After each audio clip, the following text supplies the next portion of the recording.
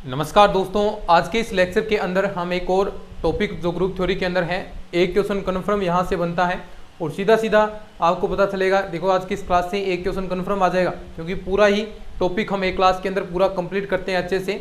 Topic का नाम है परम्यूटेशन ग्रुप्स, क्रमचय समूह क्या होता है, इसके बारे में हम बात करेंगे। तो चलिए शुरू करते हैं। पूरा रिवीजन क्लासेज आपको अच्छे से देखना है और इन क्लासेज को हो सके उतना शेयर भी करना है, ताकि और भी स्टूडेंट्स का इसमें बेनिफिट मिले। और जो हम कर रहे हैं, जो आपके लिए मेहनत कर रहे हैं, उसमें और भी अधिक हम मेहनत करने के लिए तैयार रहें, और भी अधिक हम मोटिवेट होकर आपके लिए मेहनत करें। बस आपको शेयर करते रहना है। तो चलिए सबसे पहले टॉपिक आता है इसके अंदर ट्रांसफॉर्मेशन। ट्रांसफॉर्मेशन सिंपल सी बात है, ट्रांसफॉर्मेशन या रूपांतरण, या फिर और भी नाम दे सकते हैं कि ट्रांसफॉर्मेशन, परम्यूटेशन, क्रमचय का रूपांतरण कैसे होगा। देखिए सबसे पहली बात तो स्वयं का स्वयं के साथ प्रतिचित्रण होगा। ट्रांसफॉर्मेशन जानते हैं ना आप, यानी इस प्रकार आप लेंगे। इस बार देखिए इसके अंदर एलिमेंट थे इस प्रकार, स्वयं का स्वयं में, यानी ए का ए में ही रूपांतरण आपको करना है। ए का ए में ही रूपांतरण आपको करना है। तो ये दो तीन कंडीशनें होती हैं। स्वयं का स्वयं में ही प्रतिचित्रण, स्वयं का स्वयं में ही प्रतिचित्रण जो एकक की हो तथा आच्छादक हो, यानी यहां से जितने भी सारे हैं उनका अलग अलग प्रतिबिंब होना चाहिए इसके अंदर। ठीक है, इस प्रकार प्रतिबिंब होना चाहिए और साथ साथ में अलग अलग प्रतिबिंब होगा। तो आच्छादक का मतलब कि उन प्रतिबिंबों का भी प्रतिलोम वहां पर मौजूद होना चाहिए। तो यानी इस प्रकार का जो रूपांतरण होगा उसे आप ट्रांसफॉर्मेशन, परम्यूटेशन कहेंगे। एक बात विशेष तौर पर ध्यान में रखनी है, इसके अंदर क्या होगा, स्वयं का स्वयं के साथ ही प्रतिचित्रण होने वाला है। तो ऐसी छोटी छोटी बातें, साथ में नोट्स ओपन रखो। जो मैंने आपको नोट्स प्रोवाइड करवाए हैं वो नोट्स अगर आपके पास ओपन हैं तो कहीं भी दिक्कत नहीं आएगी। साथ साथ में बस आप यहीं पर याद हो जाएंगी चीज़ें, अब यानी पढ़ने की जरूरत नहीं है। यहाँ पर नोट्स ओपन रखो साथ में, यानी बुक आपके सामने होनी चाहिए। और फिर जैसे मैं आपको चीज़ें बताता चलूँ वो चीज़ें पढ़ते जाओ। कोई बात रह जाए तो आप साथ में वो चीज़ें याद करते चलो। बस इतना सा काम करना है। फिर उसके बाद हम प्रैक्टिस के क्वेश्चन भी बहुत सारे करने वाले हैं, ताकि किसी प्रकार की आपकी दिक्कतें आपको न रहें। ठीक है, तो ये आपका हो गया ट्रांसफॉर्मेशन। इसमें बात भी लिख सकते हैं आप क्या, कि नंबर एफ क्या है, ए से ए में होना चाहिए। दूसरी बात एकक की होना चाहिए। बस ये बातें पूछ सकता है आपसे वो, आच्छादक होना चाहिए। ऐसे सिंपल बातें पूछेगा और क्वेश्चन कराऊंगा ना और प्रैक्टिस के, तो और भी अच्छे से वो चीज़ें आपकी क्लियर हो जाएंगी। तो चलिए आगे बढ़ते हैं। और उसके बाद और समुच्चय ए है, ये परिमित होना चाहिए। एक विशेष बात और आप लाइन लिख सकते हैं कि ये परिमित होगा, यानी फिक्स अवयव होने चाहिए, इनफाइनाइट नहीं होना चाहिए, परिमित अवयव होना चाहिए। ठीक है, अब उसके बाद में आता है परम्यूटेशन। ये तो ट्रांसफॉर्मेशन था। अब परम्यूटेशन किसे कहेंगे, देखिएगा, क्रमचय किसे कहेंगे आप, परम्यूटेशन।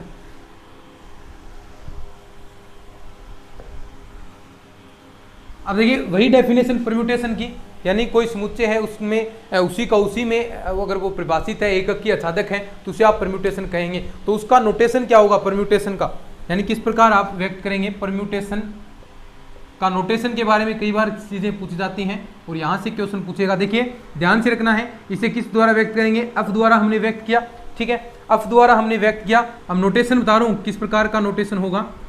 अब देखो यहाँ पर क्या आएगा, यहाँ पर तो आएंगे उसके एलिमेंट, कौन कौन से उसके अंदर अवयव हैं, F1, F2, F3, F4। और इसके नीचे क्या आएंगे, इसके प्रतिबिंब आएंगे। जैसे आप फंक्शन के रूप में चीज़ें रख सकते हैं, यानी अगर ये F1 F2 माने हैं, एक मिनट आप A1 मान लीजिए इनको।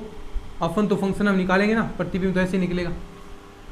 ठीक है, A3 A4। ठीक है, ये अगर उस किसी सेट के अंदर, मान लीजिए कोई सेट है आपके पास, उसके अंदर ये आपके अवयव हैं, तो इसका नोटेशन हम देख रहे हैं किस प्रकार होगा आपके परम्यूटेशन का। तो यानी आप साफ साफ चीज़ें आपको पता होंगी। तो ऊपर तो उनका जो बिंब है वो लिखे जाएंगे और बिंबों के नीचे, जस्ट नीचे उनके प्रतिबिंब लिखे जाएंगे। तो प्रतिबिंब कौन से, FA1, FA2, FA3, FA4। तो ये आपका नोटेशन हो गया किसका, परम्यूटेशन का। ये थोड़ा सा ध्यान में रखना है, परम्यूटेशन क्रमचय का नोटेशन हो गया। थोड़ा सा आप ध्यान में रखेंगे कि यहाँ पर तो ऊपर तो बिंब आएंगे, नीचे उनके प्रतिबिंब आएंगे। ऊपर क्या आएंगे, बिंब आएंगे, नीचे उनके प्रतिबिंब लिखे जाएंगे। ये प्रतिबिंब है, ये उसके बिंब है। अब कैसे होगा क्वेश्चन, देखिए किस प्रकार। जैसे क्वेश्चन आपको दे दे कि S बराबर आपको कोई सेट दे दिया है 1 2 3 4 और इनके संगत आपको ये अवयव दे दिए। अब इसमें फलन ये आपको दिया है फलन f इस प्रकार परिभाषित है, आप निम्न प्रकार से परिभाषित कह सकते हैं, यानी इनका फलन है वो निम्न प्रकार से परिभाषित है, निम्न प्रकार से परिभाषित है। कैसे परिभाषित है, यानी आपको मान दे देगा कि f1 बराबर, f1 का मान देखिए किस प्रकार आएगा, सारे यहीं से ही देखो ध्यान से देखना, जो आपको मैंने कहा ना उसी का सेट के साथ ही प्रतिचित्रण होगा। अब सेट का f1 है, इसका इसी में से कोई प्रतिबिंब बनेगा, इससे अलावा कुछ नहीं बनेगा। कई बार तो सीधा यहाँ से f1 का 2 का 3 4 इस प्रकार बनता है, तो यानी f1 का यहाँ पर मान लीजिए बना दिया मैंने 2 और आगे वाला f2 का बना दिया मैंने 3 और f3 का बना दिया 4 और f4 का हो गया 1। तो यानी एक बात ध्यान में रखनी है, किस प्रकार होगा समझे बात को, यानी यहाँ पर जितने भी आपको एलिमेंट दे रखे हैं खुद का खुद ही के साथ प्रतिचित्रण होगा, तो ही तो वो आपका हमने बात की ट्रांसफॉर्मेशन परम्यूटेशन कहलाएगा। क्रमचय तभी होगा जब जो आपको सेट दे रखा है उसी के साथ प्रतिचित्रण और एककी तथा आच्छादक होना चाहिए। सीधी सी बात यही है और यही हमने किया। अब देखो इस रूप में ऐसे व्यक्त करें तो देखिए a1 की जगह 1 हो गया, 2 हो गया। ध्यान में रखना ऊपर क्रम में चलेगी चीजें, ऊपर है वो क्रम में चलेगी 1 2 3 4। अब उसके नीचे आपको उसके प्रतिबिंब लिखने हैं, तो f1 का मान कितना है 2 हो गया, f2 का मान 3 हो गया, f3 का मान 4 हो गया, f4 का मान 1 हो गया। तो ये आपका क्या हो जाएगा परम्यूटेशन क्रमचय आपका होगा। मेरे ख्याल से अच्छे से आप समझ चुके होंगे। फटाफट स्क्रीनशॉट लीजिए। फिर उसके बाद 2-3 चीजें और आती हैं इसके अंदर, उसके प्रकार आते हैं कि तत्समक क्रमचय क्या होता है, तुल्य क्रमचय क्या होता है, नॉर्मल सी बातें हैं। देखिए तुल्य क्रमचय,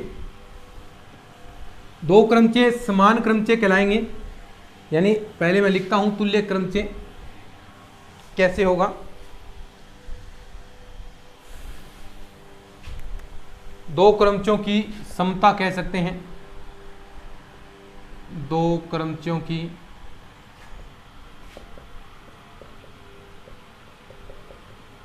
समता यानी तुल्यता आप कह सकते हैं। Equality of two permutation, equality of to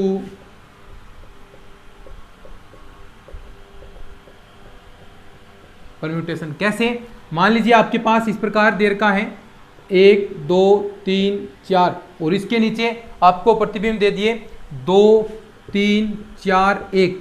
अब देखो ये तुल्य कहलाएंगे। यदि हम इनका स्थान बदल दें, आपस में इनको परिवर्तित कर दें, आपस में मैंने इसको चेंज कर दिया, लेकिन जो बिंब है उनके प्रतिबिंब दोनों में समान रहे, यानी यहाँ जो दूसरा मैंने मान लीजिए इस प्रकार इसे व्यक्त कर दिया, इस प्रकार हम करते हैं 2 4 2 4 इस प्रकार हमने व्यक्त कर दिया। अब देखो 2 के नीचे क्या प्रतिबिंब था 3, 4 के नीचे 1, 3 के नीचे 4 और 1 के नीचे 2। अब ये दोनों तुल्य होंगे, दोनों क्या होंगे तुल्य होंगे। क्यों तुल्य हैं, देखिए मैंने साफ साफ यहाँ पर कहा है कि ये दोनों तुल्य होंगे यदि इनके, देखो ऊपर वाले का स्थान परिवर्तित आप कर सकते हैं, किसी भी आधार पर कोई फर्क नहीं पड़ेगा, लेकिन जो यहाँ पर इसमें जो 1 का प्रतिबिंब था अगर वो ही भी 1 का ही प्रतिबिंब है, देखो अब यहाँ पर 1 का 2 प्रतिबिंब है, 1 का 2 है, 3 का देखो 4 है तो यहाँ भी 3 का 4 ही है, यहाँ देखो 2 का 3 है तो यहाँ भी 2 का 3 ही प्रतिबिंब है, और यहाँ पर 4 का देखें तो 1 है तो यहाँ भी 4 का 1 ही है। तो यानी ये दोनों क्या होंगे आपके तुल्य आपके क्रमचय होंगे, तुल्य परम्यूटेशन होंगे। तो यही डेफिनेशन होती है तुल्य की, दोनों ओर से यानी आप स्थान परिवर्तित कर सकते हैं, आपस में बदल सकते हैं, लेकिन जो पहले वाले के अंदर बिंब का यानी किसी बिंब का पहले के अंदर प्रतिबिंब है वही दूसरे के अंदर भी प्रतिबिंब होना चाहिए। अगर ऐसा है तो वो दोनों आपके जो क्रमचय हैं वो तुल्य क्रमचय या उनमें समता होगी, इक्वलिटी होगी। ये चीजें आपको थोड़ी सी ध्यान में रखनी है। तो मेरे ख्याल से आपको इस समझ में आ गया होगा दो क्रमचयों की समता। ज्यादा इनमें टाइम हम वेस्ट नहीं करेंगे। अब देखो आइडेंटिटी आगे आता है, आइडेंटिटी तत्समक क्रमचय। तत्समक क्रमचय क्या कहेंगे, तत्समक क्रमचय आइडेंटिटी परम्यूटेशन। सीधी सी बात है, सिंपल सी, यानी आपके पास इस प्रकार 1 2 3 4 अवयव हैं। अब देखो जो आपको अवयव दे रखा है वही उसका प्रतिबिंब हो, सेम, यानी जो अवयव है वही उसका प्रतिबिंब भी है। जैसे इस प्रकार आपने लिया है 1 2 3 4 और इसी का इसी के साथ प्रतिचित्रण होता है। अब देखो सेम टू सेम ऐसा 1 का 1 के साथ, 2 का 2 के साथ, 3 का 3 के साथ, 4 का 4 के साथ, इस प्रकार का प्रतिचित्रण होता है, उसे आप क्या कहेंगे? तस्मक कहेंगे। यानी 1 का 1 के साथ, 2 का 2 के साथ, 3 का 3 के साथ, 4 का 4 के साथ, तो ये आपका क्या होगा? तस्मक क्रमचय। सिंपल सी बात है, ज़्यादा कोई हार्ड वाली बातें नहीं है।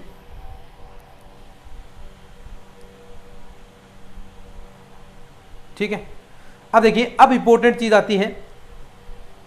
अब ये हो गया, अब दो क्रमचयों का गुणन हम करने वाले हैं। दो क्रमचयों का गुणन जो इंपॉर्टेंट है, थोड़ा ध्यान से देखना इन चीजों को। दो क्रमचयों का गुणन,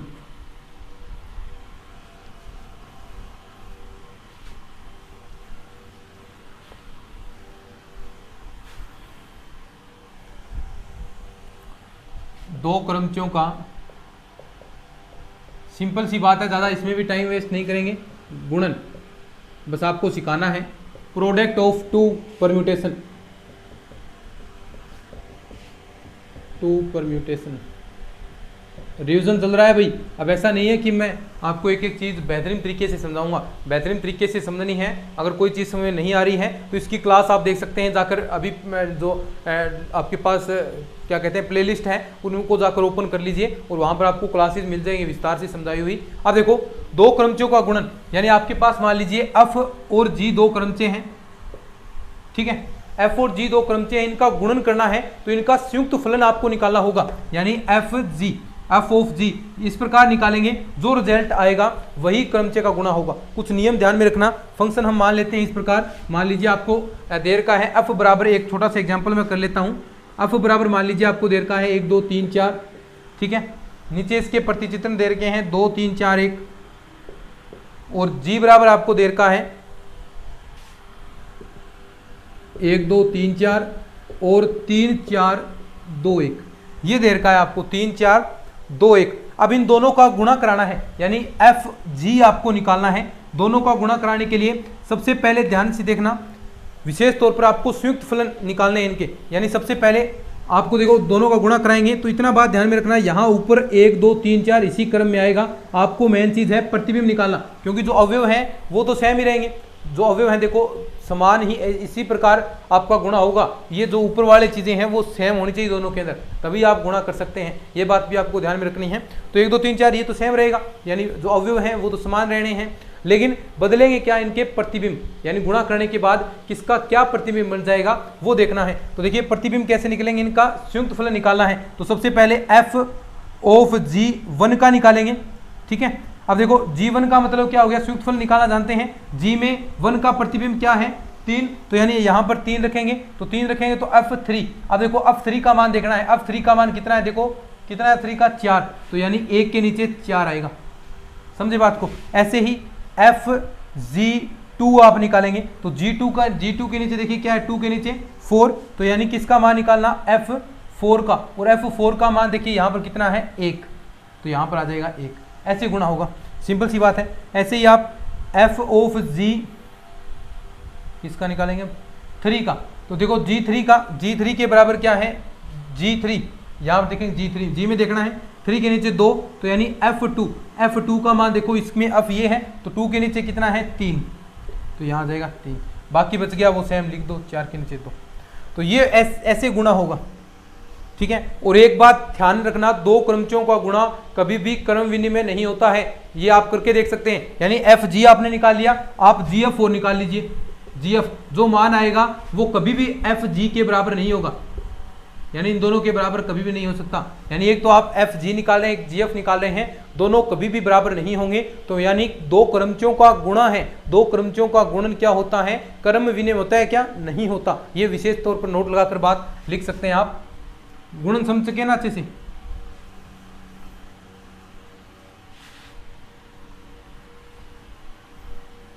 गुणन समझ चुके हैं तो नोट लगाकर आप बात लिख सकते हैं। दो क्रमचयों का गुणा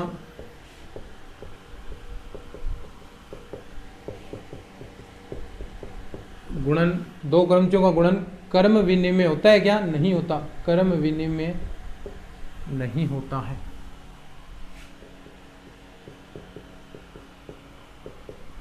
ये यानी f g not equal g f, ये दो क्रमचयों का गुणा हो गया। बहुत सारे आप क्वेश्चन ऐसे कर सकते हैं, आपकी बुक के अंदर भी बहुत सारे दे रखे हैं।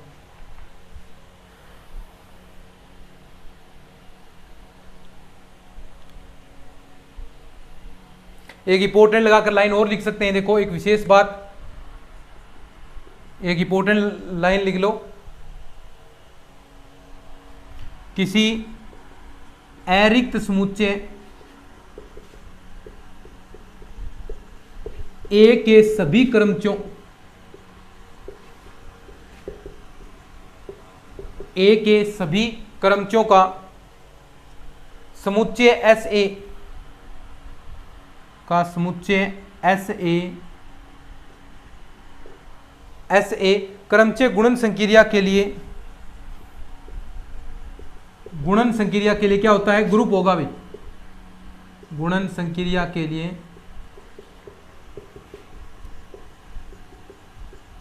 ग्रुप होता है, सिंपल सी बात है। यानी समुच्चय ए के जितने भी क्रमचय हैं वो गुणन संक्रिया के लिए एक ग्रुप की प्रॉपर्टी फॉलो करते हैं। और बहुत बार ऐसे क्वेश्चन एग्जाम में पूछे जाते हैं, लगातार आपके बुक्स के अंदर क्वेश्चन दे रखे हैं, एग्जाम में पूछे गए हैं, तो थोड़ा सा इन चीज़ों को ध्यान से देख लेना। तो ये इसी के साथ ये आपका क्रमचय गुणन हो गया। आगे हम बात करते हैं साइक्लिक परम्यूटेशन, चक्रीय क्रमचय या चक्र, ठीक है, चक्रीय क्रमचय।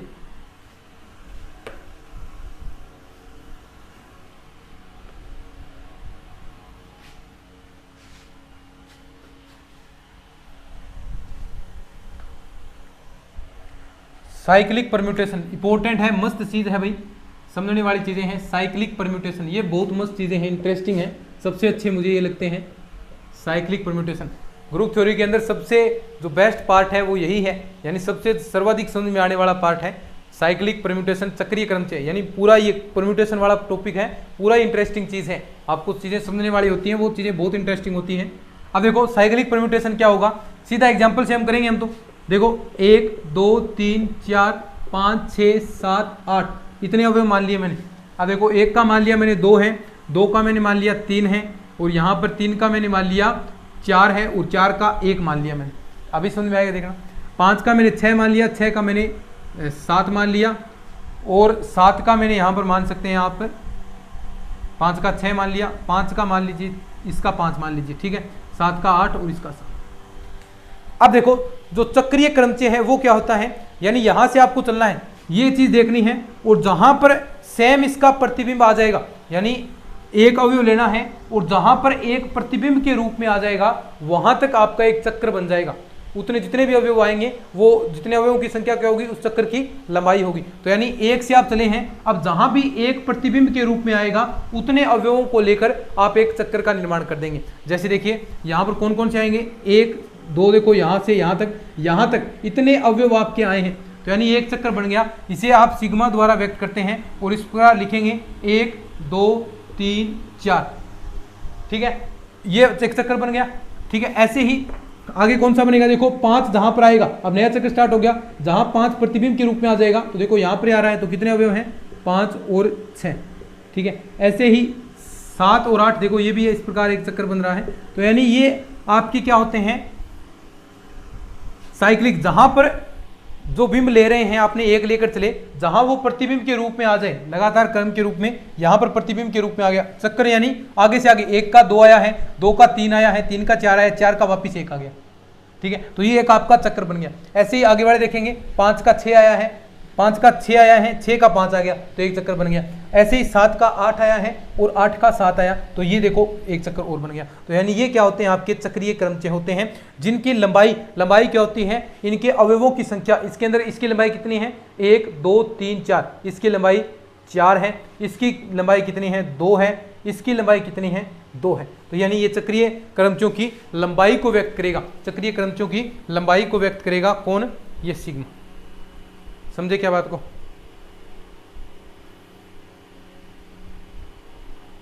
इस प्रकार हम व्यक्त करते हैं। तो मेरे ख्याल से आपको समझ में आ गया होगा।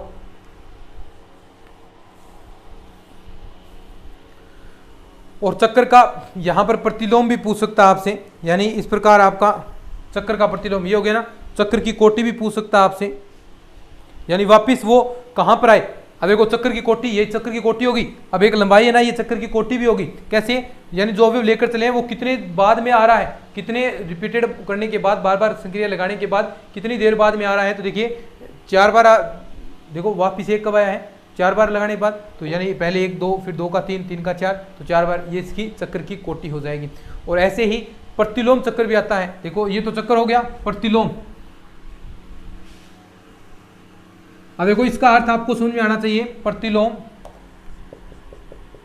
चक्र क्या होगा, सिग्मा, ये तो चक्र हो गया, सिग्मा इनवर्स क्या होता है, प्रतिलोम चक्र। मान लीजिए आपको सिग्मा बराबर दे रखा है 2 4 3 5, 2 4 3 5, तो इसका सिग्मा इनवर्स आप निकालेंगे तो वो कैसे निकलेगा, यानी जो आगे वाला है उसे पहले बढ़ा देंगे, 5 3 4 2, ठीक है। ये वही मीन होगा। देखो 5 का क्या प्रतिबिंब होगा, 2 होगा। ऐसे ही 5 का देखो इस प्रकार, 5 का 3 हो गया, देखो उल्टा हो जाएगा, पहले 3 का 5 था, 5 का 3 हो गया, 3 का 4 हो जाएगा, 4 का 2 हो गया, 2 का वापिस 5 हो गया, तो यानी उल्टा हो गया। तो यानी जो आगे वाला है उसे फर्स्ट में ले आओ, इस रूप में उल्टा लिख दो इन्हें, ये आपका चक्कर का प्रतिलोम हो गया। तो मेरे ख्याल से समझ में आ गया होगा। सिंपल सी बातें हैं भाई, कोई हार्ड वाली बातें नहीं।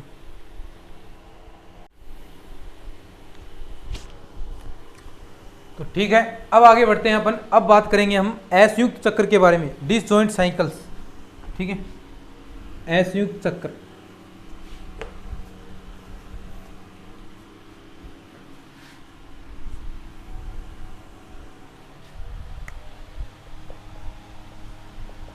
डिसजॉइंट साइकिल इंपॉर्टेंट चीज है, असंयुक्त चक्र।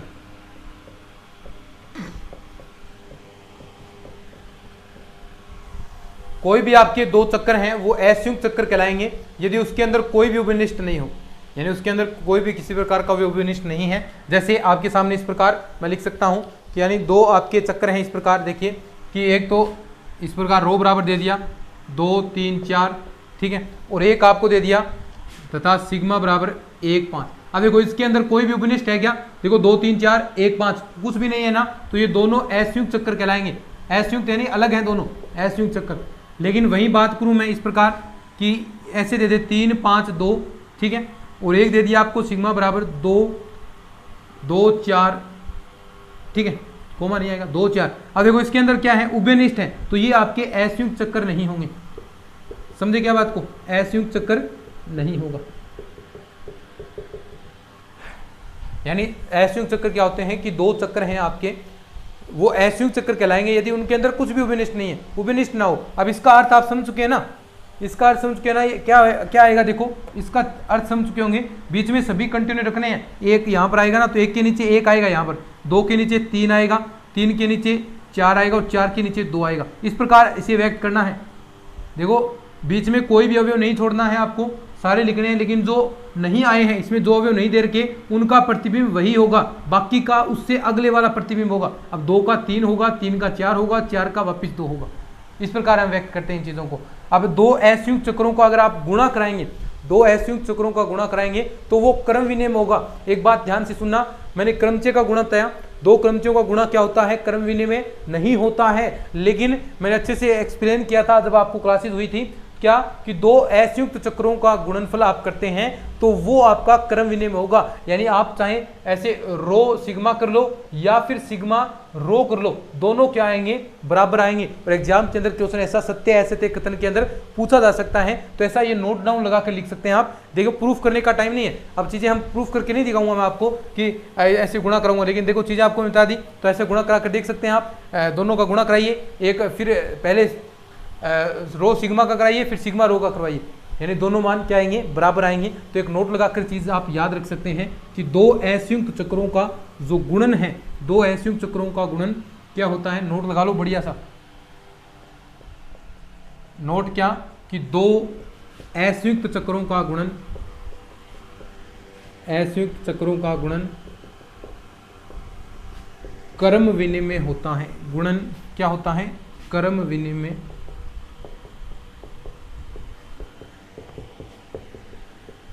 होता है। ये बात इंपॉर्टेंट है।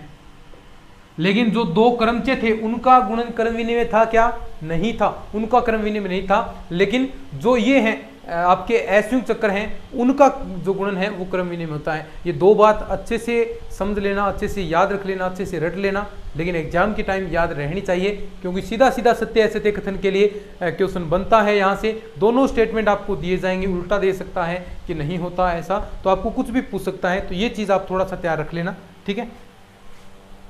आगे देखो,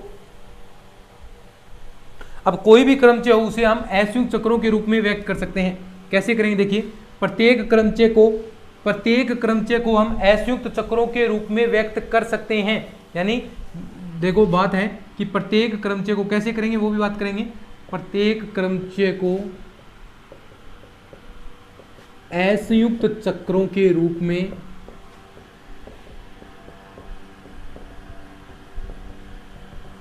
व्यक्त किया जा सकता है।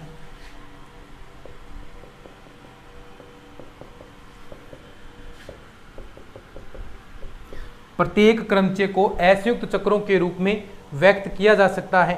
कैसे देखो, आपके पास इस प्रकार दे रखा है सिग्मा बराबर, ठीक है, इसके प्रतिबिंब आपको दे दिए 4 6 5 1, ठीक है, 3 8 7 3 8 7। अब देखो कैसे व्यक्त करना, ध्यान से सुन लेना, इंपॉर्टेंट चीज है, ध्यान से सुन लेना कैसे असंयुक्त चक्रों के रूप में व्यक्त करेंगे। सबसे पहले यहां से स्टार्ट करना है। एक का प्रति, जहां भी देखो मैंने क्या कहा था, जहां भी वापिस बिंब आ जाए, जितने उसके अंदर अवयव आएंगे उन सभी को लेना है, ठीक है। जहां भी जो बिंब आप ले रहे हैं, शुरुआत में एक ले रहे हैं, जहां भी एक प्रतिबिंब के रूप में आ गया उसमें जितने भी अवयव आएंगे वो सारे आपको लेने हैं। तो एक के नीचे क्या है 4, ठीक है, एक के नीचे 4। अब 4 के नीचे देखेंगे, 4 के नीचे क्या है 5। अब 5 के नीचे देखेंगे, 5 के नीचे 1, देखो 1 आ गया। तो इसके अंदर कितने कितने अवयव आए हैं, एक तो 1 आया है, एक 4 आया है, और एक कितना आया देखो 5 भी देखा है 5। तो ये क्या आ गया, एक असंयुक्त चक्कर। फिर हमें दूसरा निकालना है, हम चलेंगे अब 2 से, 2 जहां आ गया, 2 जहां पर आ गया वो क्या हो जाएगा आपका, जहां 2 प्रतिबिंब के रूप में आ गया वहां तक जितने अवयव आएंगे वो सारा आपका असंयुक्त चक्र होगा। तो 2 के नीचे 6, 6 के नीचे 3, 3 के नीचे 2, देखो कहां पर आ रहा है 2 के नीचे 6, 6 के नीचे देखो फिर 6 के नीचे 3, 3 के नीचे 2। तो कितने अवयव आ रहे हैं देखो 2 आ रहा है, 6 आ रहा है, 3 आ रहा है, तो इतने आ गए। अब उसके बाद देखो 3 आ गया, 4 आ गया, 5 आ गया, 6 भी आ गया, बचा क्या 7 और 8, 7 के नीचे 8, 8 के नीचे 7 वापिस। तो ये क्या बन गया 7 8। तो ये आपके असंयुक्त चक्र बन गए, 3 आपके असंयुक्त चक्र बन गए हैं। अब पूछ रहे असंयुक्त चक्रों की जो लंबाई है वो किस प्रकार आप ज्ञात कर सकते हैं। असंयुक्त चक्रों की लंबाई क्या होती है, जितने उसके अंदर अवयव हैं, देखो कितने हैं 3 हैं, इसकी भी 3 लंबाई है, इसकी 2 है। लेकिन आप पूछेगा असंयुक्त चक्र, या कोई पूछेगा सीधा क्रमचय की कोटि कैसे ज्ञात करेंगे। क्रमचय की कोटि यानी हमने अभी बात की कि प्रत्येक क्रमचय को हम असंयुक्त चक्रों के रूप में व्यक्त कर सकते हैं। तो असंयुक्त चक्रों को के रूप में व्यक्त करने के बाद उनमें जो असंयुक्त चक्रों की लंबाई है उनका एलसीएम यानी अब देखो ये आपके पास आया है, क्रमचय की कोटि के बारे में हम बात कर रहे हैं। क्रमचय की कोटि क्या होगी, क्रमचय की कोटि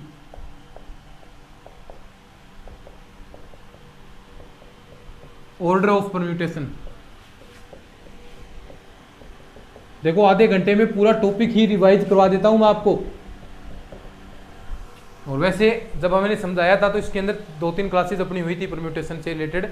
एक के अंदर गुणा हमने किया था, बहुत सारे प्रैक्टिस भी हमने की थी, क्वेश्चन किए थे। लेकिन अब रिवीजन करना है तो रिवीजन तो देखो कितना टाइम लगता है, अब रिवाइज तो कराने में तो कोई दिक्कत ही नहीं है। अब देखो क्रमचय की कोटि ऑर्डर कैसे निकलेगा क्रमचय का,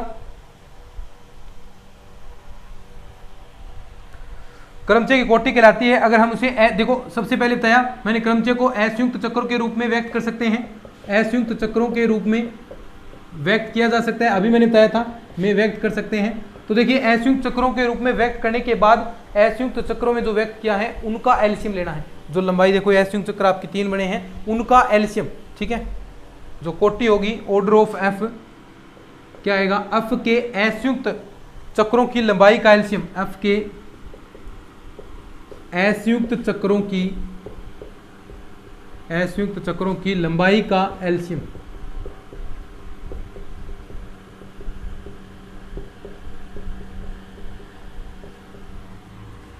एफ के असंयुक्त चक्रों की लंबाई का एलसीएम क्या होता है, क्रमचय की कोटि कहलाता है। अब देखो असंयुक्त चक्र है, लंबाई कितनी है इसकी 3 है, अवयव जितने अवयव हैं वो लंबाई है, इसकी कितनी है 3 है, इसकी 2 है। अब देखो 3 3 2 का आप एलसीएम लेंगे तो कितना आएगा 6, तो इसकी ऑर्डर आप निकालेंगे, ऑर्डर ऑफ एफ कितना आ जाएगा 6 आपके पास आएगा। ऐसे निकालना है, यानी पहले असंयुक्त चक्रों के रूप में व्यक्त करो, जितने भी असंयुक्त चक्र बनते हैं उन सभी की लंबाई पता लगाओ और उन लंबाइयों का एलसीएम आप ले लो। उनका एलसीएम ले लेंगे तो आपके पास असंयुक्त जो चक्र बना है, जो क्रमचय है, उसकी कोटि आपको पता चल जाएगी कि उसकी कोटि कितनी आई है। मेरे ख्याल से आप अच्छे से चीजें समझ रहे होंगे। ठीक है, अब हम बात करते हैं, लास्ट में कुछ चीजें बची हैं अब ट्रांसफॉर्म। अब देखो पक्षांतरण एक आता है, ट्रांसफॉर्मेशन पक्षांतरण, बिल्कुल सिंपल बातें हैं।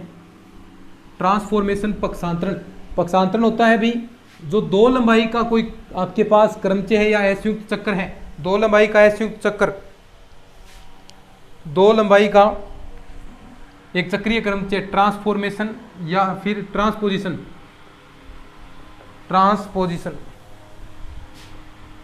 ट्रांसपोजिशन है ये पक्षांतरण। 2 लंबाई का जो कोई भी आपके पास चक्रीय क्रमचय, 2 लंबाई का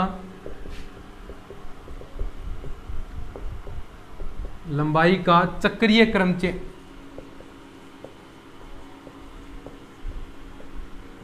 2 लंबाई का चक्रीय क्रमचय एक पक्षांतरण कहलाता है।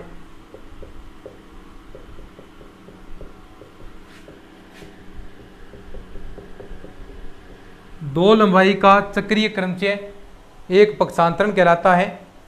ठीक है, यानी इस प्रकार आप चीजें व्यक्त कर सकते हैं। ठीक है, सिंपल सी बात है। ऐसे 1 2 2 3 देखो ये चक्रीय क्रमचय है तो ये क्या होगा, पक्षांतरण होगा। सिंपल सी बात है। अब कुछ नोट लगाकर कुछ चीजें याद रखनी है आपको।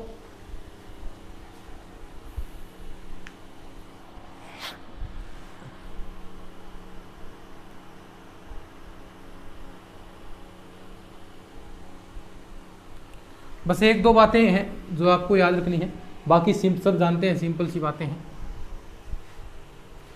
कि देखिए अभी समझ में आ जाएगा ये चीज। क्वेश्चन आया हुआ है एग्जाम के अंदर, अन अंशांक के सभी समक्रमचों का समुच्चय के सभी समक्रमचों का समुच्चय के सभी समक्रमचों का समुच्चय ए अनक्रमचय गुणन संक्रिया के लिए ए अन समुच्चय गुणन संक्रिया के लिए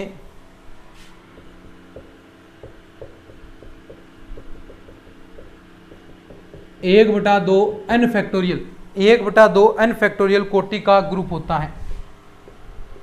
कोटि का